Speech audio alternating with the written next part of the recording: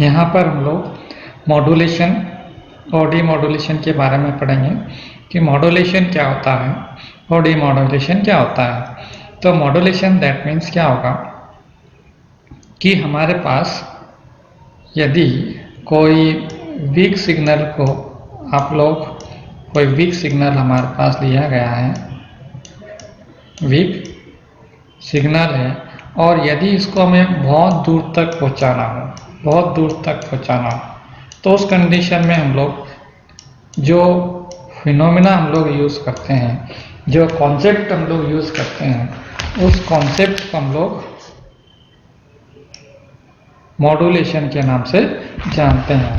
तो मॉड्यूलेशन के अंदर हम क्या करेंगे कि यदि कोई बहुत कमज़ोर सिग्नल है, यदि आप उसको क्या करना चाहते हैं, बहुत दूर तक ले जाना चाहते हो, तो उसको कैसे ले जाएंगे या उसके लिए हमारे पास क्या तरीका है। तो उसको हम लोग क्या करते हैं कि उसको जो हाई एनर्जी का कोई सिग्नल है इसके ऊपर उसको बिठा दिया जाए। इसके लिए हम एक सिंपल सा एग्जांपल्स लें। यदि हम यहाँ से अगर हम फॉरेन जाना चाहते हैं, सपोज करें कि आप अमेरिका जाना चाहते हो, तो हम क्या करें। अगर आप दूसरे स्पॉट दूसरी जगह अगर जाना चाहते हो तो हम यदि सिर्फ पैदल अगर जाकर जाना चाहें, पैदल चलकर अगर जाना चाहें, तो हम अमेरिका पहुंच सकते क्या? नहीं पहुंच सकते, हम कभी नहीं पहुंच सकते हम।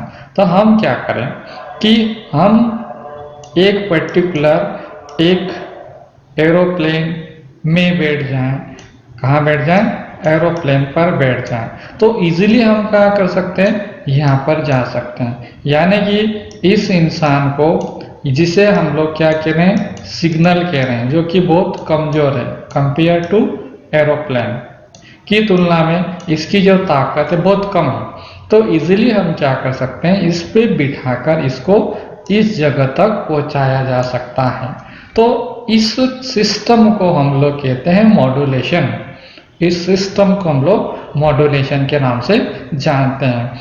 फिर यहाँ पर हमारे पास जब ये हवाई जहाज कहाँ पहुंच गया, यहाँ पर पहुंच गया, तो क्या होगा, हवाई जहाज आप क्या करोगे, यहीं पर छोड़ दोगे, और ये जो आपके पास सिग्नल यहाँ पर जो बैठ के गया था, ये जो इंसान है यहाँ पर बैठ के गया था, वो क्या होगा, यहाँ से अलग हो जाएगा, यहाँ से अलग हो जाएगा।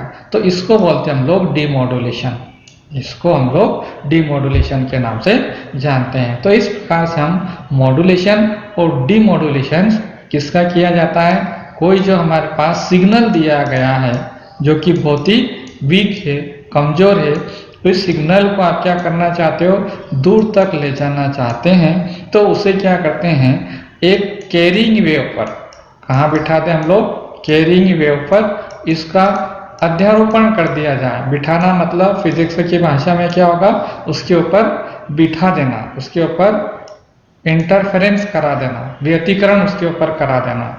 तो उसके थ्रू हम उसको, इस सिग्नल को एक कैरिंग वेव पर, जैसे कि यहाँ पर इंसान इसके ऊपर बैठकर यहाँ चला गया, तो हम क्या करें कि हमारे पास जो वीक सिग्नल है उसको हम क्या करें, एक कैरिंग वेव पर इसको बिठा दें।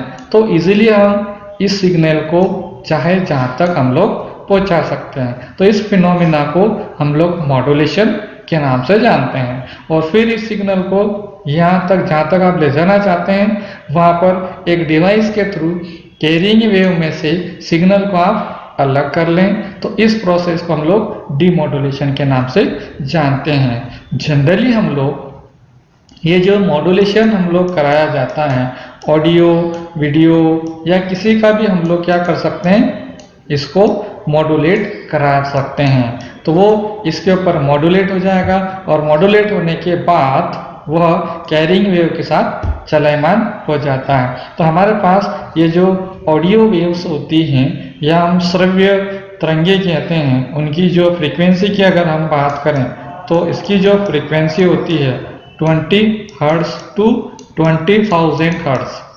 20,000 हर्ट्ज तक इसकी रेंज होती है।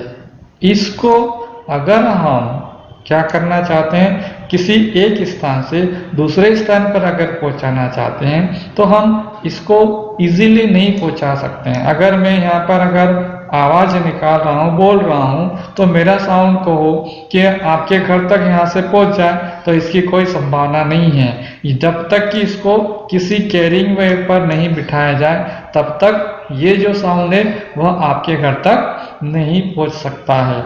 तो उसके लिए हम क्या करते हैं कि हमारे पास जो माइक्रोफोन होता है, जहाँ से हम लोग बोलते हैं, जहाँ से हम लोग बोलते हैं, जिस पर हम लोग बोलते हैं स्टेज पे या जिस भी जगह हम लोग बोलते हैं, तो माइक्रोफोन के सामने बोलते हैं। तो माइक्रोफोन एक्चुअल में करता क्या है कि इस साउंड वेव को एक इलेक्ट्रिक सिग्नल में बदल देगा, इसको एक इलेक्ट्रिक सिग्नल में कन्वर्ट कर देगा। ये जो सिग्नल होता है वह बहुत ही कम होता है, इसे आप इलेक्ट्रोमैग्नेटिक वेव्स भी कहते हैं। तो इस सिग्नल में क्या कर दिया इसने, EM वेव्स में इसको कन्वर्ट कर दिया। किसने, माइक्रोफोन ने। अब इस सिग्नल को आप डायरेक्ट तो आप टेलीकास्ट कर ही नहीं सकते हैं, इसको आप डायरेक्ट क्या कर सकते हैं, टेलीकास्ट नहीं कर सकते हैं। टेलीकास्ट दैट मीन्स एक स्थान से आपको दूसरे स्थान तक अगर आप भेजना चाहते हैं तो इसको हम लोग टेलीकास्ट नहीं कर सकते हैं। जिस एंटेना से आप इसको टेलीकास्ट करना चाहते हो उस एंटेना के थ्रू हम लोग इसको टेलीकास्ट करेंगे कि नहीं करेंगे, इसके बारे में हम लोग यहाँ पर देखेंगे। अब अगर इस वीक सिग्नल को आप टेलीकास्ट करना चाहते हो तो इसको टेलीकास्ट करना संभव नहीं है। इसका रीजन क्या है, इसके पीछे रीजन हम यहाँ पर बात करते हैं। तो यहाँ पर हम लोग थोड़ा सा क्वांटम मैकेनिक्स की हम बात करते हैं। तो ये जो आपके पास सिग्नल है, इसकी जो एनर्जी होती है बहुत ही कम होती है। इसकी जो एनर्जी होगी 10⁻⁻12 इलेक्ट्रॉन वोल्ट की रेंज में होती है। It is very very small. तो ये जो आपके पास बहुत दूरी तक ले जाने में इसका आयाम बहुत ही कम हो जाएगा, एनर्जी बहुत कम हो जाती है। इसको अगर आप ले जा रहे हो, अगर आप पहुंचाने की भी कोशिश करोगे तो इसको पहुंचाना संभव नहीं होगा। अगर हम इस एनर्जी की अगर हम यदि वेव्स को आप टेलीकास्ट अगर करना चाहते हैं तो इसके पास जो मेरे पास एंटेना होगा, एंटेना हम जो यूज़ करेंगे वह किस लंबाई का होना चाहिए। एंटेना की अगर हम लंबाई की अगर बात करें तो E बराबर हमारे पास क्या होता है, C बराबर E इक्वस टू या B equals to n lambda होता है, B equals to n lambda. तो यहाँ पर मेरे पास वेलोसिटी तो C हो गया, ये C हो गया, और फ्रीक्वेंसी दे रखा है मेरे पास, फ्रीक्वेंसी दे रखी है। सपोज करें फ्रीक्वेंसी दे रखी है, वेवलेंथ दे रखी है मेरे पास E equals to h nu. क्या दे रखा आपके पास, E equals to h nu. यहाँ से मैं क्या करूँ, C बाय लेमड़ा निकाल लूँ। न्यू बराबर क्या होगा, C बाय लेमड़ा। एनर्जी मेरे पास दे रखी है, तो एनर्जी अगर दे रखी है तो C और इसके कॉरेस्पॉन्डिंग मेरे पास अगर वेवलेंथ, अगर ये वेवलेंथ निकाल सकते हैं आप, इसके कॉरेस्पॉन्डिंग किसका मान निकाल सकते हैं हम लोग, वेवलेंथ का मान निकाल सकते हैं। इसकी जो वेवलेंथ होगी आपके पास वह कितनी होगी, उसके अकॉर्डिंग यहाँ पर ये जो एंटेना की जो लंबाई है वह कितनी होना चाहिए, 15 किलोमीटर। ये जो एंटेना की लंबाई कितनी होगी, लगभग आपके पास 15 किलोमीटर के लगभग बनेगी। इसके कॉरेस्पॉन्डिंग अगर हम वेवलेंथ की टर्मिनोलॉजी में अगर हम इसकी क्या निकालें आप लोग, वेवलेंथ अगर निकाल के, तो यहाँ पर मेरे पास जो इसको अगर ट्रांसमिट करना चाहें, क्योंकि यहाँ पर ये जो वेवलेंथ की जो वैल्यू होगी आपके पास, ट्रांसमिशन की जो लंबाई होती है वह इस वेवलेंथ का 1/4 होता है। ये मोनोपोल के लिए होता है, अलग टाइप का पैरामीटर है ये। तो ये जो इसकी जो एंटेना की जो लंबाई होगी आपकी 15 किलोमीटर होगी, वह कैसे फाइंड करेंगे हम लोग, λ/4। यहाँ से मैंने वेवलेंथ का मान निकाल लूंगा, तो इस एनर्जी के कॉरेस्पॉन्डिंग मेरे पास वेवलेंथ की जो मान आएगी उसे मेजर कर 4 से डिवाइड अगर मैं कर देता हूँ तो ये लगभग कितनी आएगी, 15 किलोमीटर का एंटेना मुझे बनाना पड़ेगा। तो इस एंटेना को मुझे बनाना इतना आसान नहीं है मेरे पास। तो अब यहाँ पर हम क्या करें? तो इसके लिए दूसरे यहाँ पर हम लोग बात करते हैं एक रेडियो वेवलेंथ की। रेडियो की जो आपके पास वेव्स होती है, रेडियो वेव्स होती हैं, रेडियो जो वेव की जो वेवलेंथ की अगर हम बात करें तो ये लगभग होती है 100 मीटर के लगभग। कितनी होगी आपके पास वेवलेंथ होगी? वो 100 मीटर के लगभग होती है। और यदि हम इसकी अगर किसकी बात करें, एनर्जी की अगर बात करें तो 10 to the power -8 electron volt के लगभग आती है। तो इस कंडीशन में हमारे पास ये जो एंटेना होगा वो आपको, ये जो एंटेना की अगर हम लंबाई अगर निकालना चाहते हैं तो इसकी लंबाई बहुत कम हमें यूज़ करनी पड़ती है। यानी 1 मीटर 2 मीटर 3 मीटर में ही हम लोग क्या कर सकते हैं, इसका मान हमारे पास, क्योंकि ये वेवलेंथ का मान कितना है 100 है।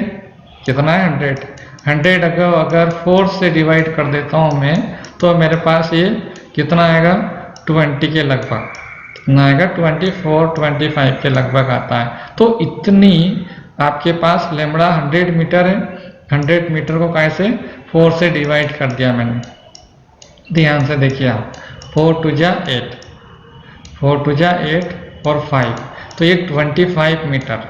कितनी होगी आपके पास 25 मीटर की जो आपके पास एंटेना की हमें यहाँ पर जरूरत पड़ती है। तो बहुत ही कम लंबाई की, यहाँ पर तो मेरे पास कितनी 15 kilometre, it is very very large, बहुत लार्ज है, इसको बनाना इतना आसान नहीं है।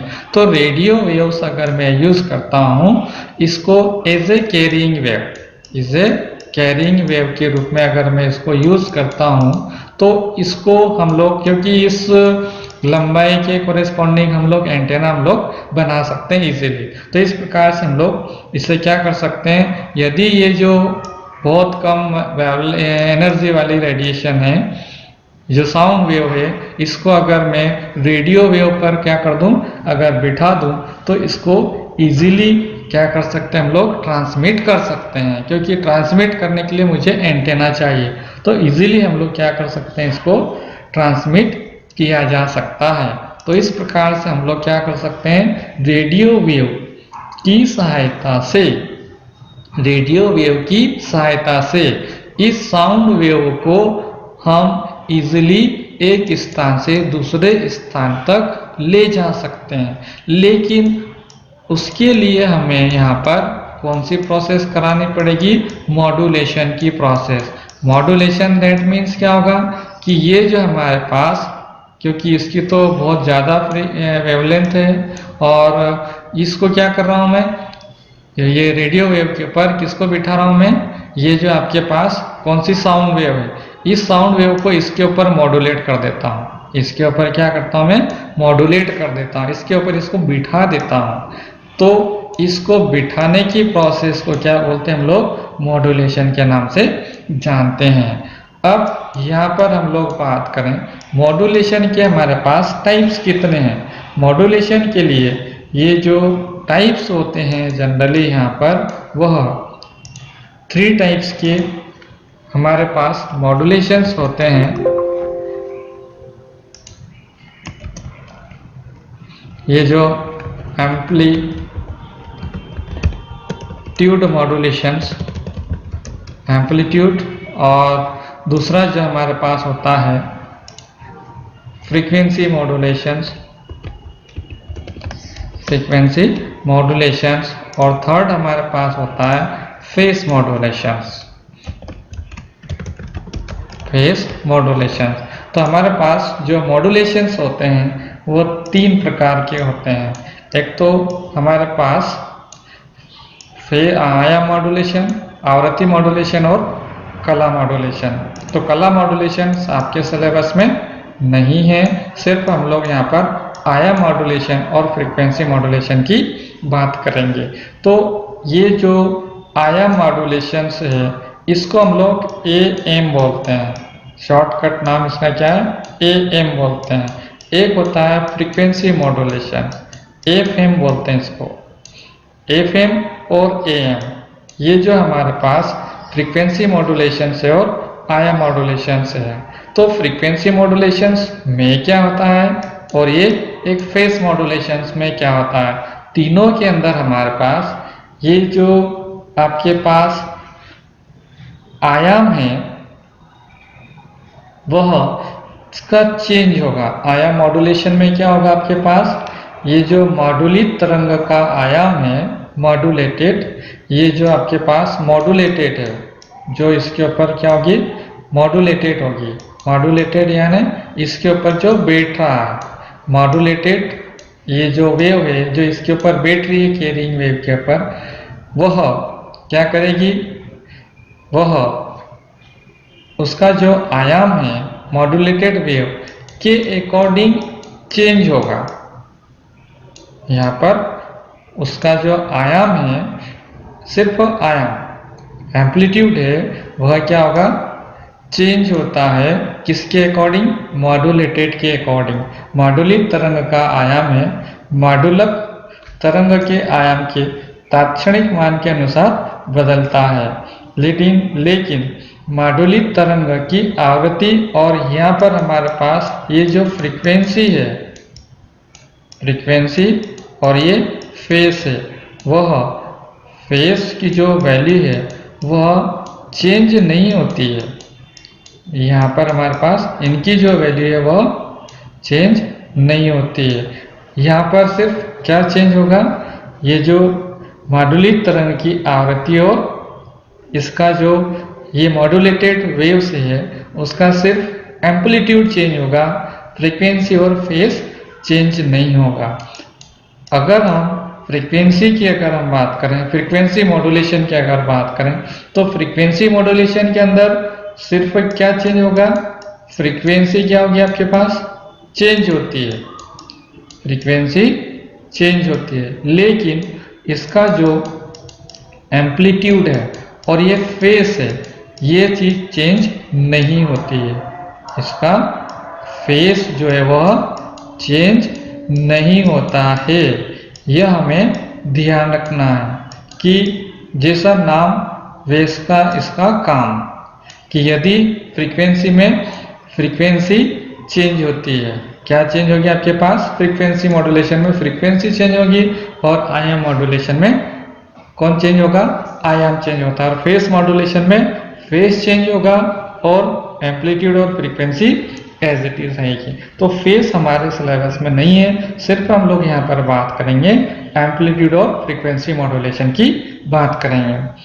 अब इनके कुछ यहाँ पर हम फायदे और नुकसान की बात कर लेते हैं। एक तो आयाम AM, आपने अक्सर रेडियो सुना होगा आपने, तो रेडियो के अंदर हमारे पास 2 चैनल होते हैं, एक तो FM होता है और एक चैनल होता है AM। आयाम मॉड्यूलेशंस होता है और एक फ्रीक्वेंसी मॉड्यूलेशंस होता है। ये जो आयाम मॉड्यूलेशन और फ्रीक्वेंसी मॉड्यूलेशंस, अगर आप रेडियो सुनते होंगे तो उसके जो एक पीछे साइड एक स्विच लगा रहता है, एक तो इसको ऊपर कर देते हैं और एक नीचे कर देते हैं। एक इधर FM लिखा रहता है और इधर क्या लिखा रहता है, AM लिखा रहता है।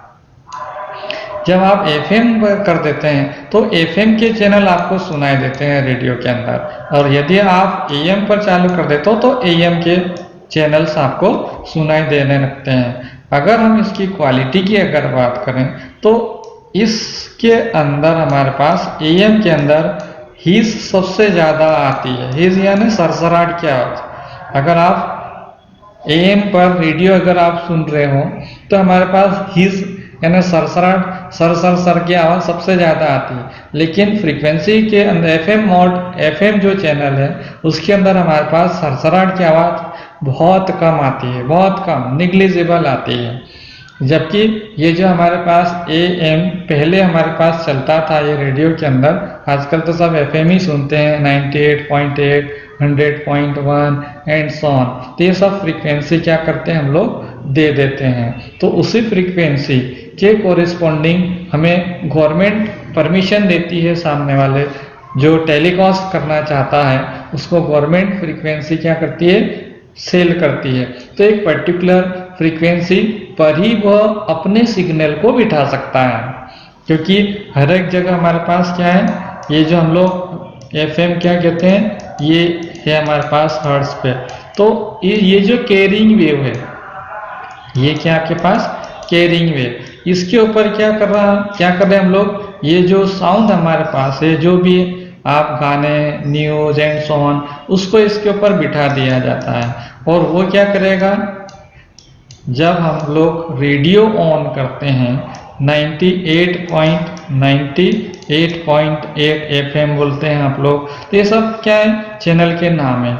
जब सामने वाला जब जो टेलीकास्ट कर रहा है, तो वो क्या करेगा कि इसके ऊपर उसके साउंड को बिठा देगा, उसके साउंड को इसके ऊपर, इस फ्रीक्वेंसी पर इसको बिठा देता है।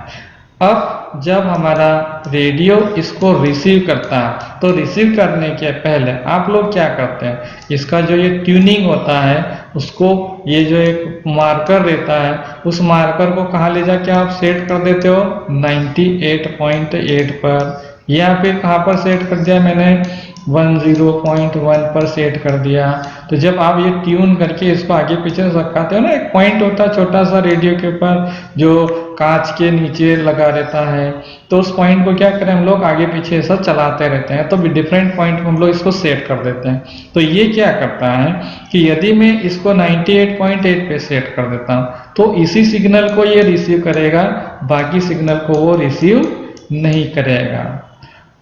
और उसी के कॉरेस्पॉन्डिंग यहाँ जो प्रोग्राम टेलीकास्ट हो रहे हैं, टेलीकास्ट होते हैं, वही हमें यहाँ पर सुनाई देंगे। अगर मैंने इसको ट्यून किया, यानी ये जो पॉइंटर है वो यहाँ पर कहाँ पे ला के रख दिया मैंने, 100.1, तो यहाँ से जो आपके सॉन्ग, न्यूज वगैरह यहाँ टेलीकास्ट हो रहा है, वही हमें इस ट्यूनिंग पर सुनाई देता है। तो इस प्रकार से हमारे पास एफएम के अंदर यहाँ पर सबसे अच्छी क्लियरिटी रहती है, जबकि एएम के अंदर क्या होता है, इस जो प्रॉब्लम है वह सबसे ज़्यादा आती है। तो इस प्रकार से हमारे पास यहाँ पर ये जो फ्रीक्वेंसी मॉड्यूलेशन